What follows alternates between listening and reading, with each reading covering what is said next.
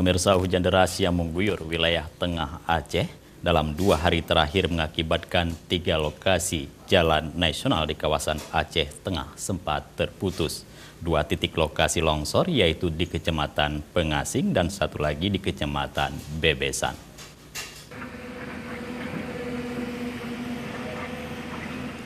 Hujan deras yang mengakibatkan longsor yang terjadi sejak Minggu malam lalu sempat memutuskan arus lalu lintas darat Aceh Tengah dengan gaya luwes.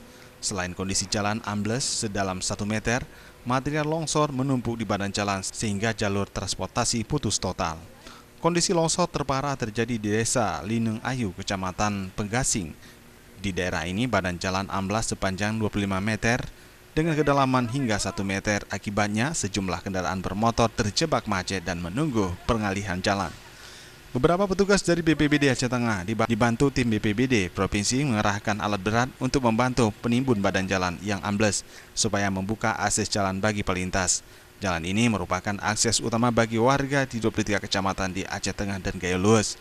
Kepala BPBD Aceh Tengah Tengku Ahmad Dadik mengatakan hingga Selasa siang 3 lintas longsor dan amblas sudah bisa dilalui kembali. Namun kondisi cuaca yang masih hujan dan topografi kawasan ini rawan longsor. Untuk itu warga dan pelintas diminta waspada saat melintas jalur tersebut.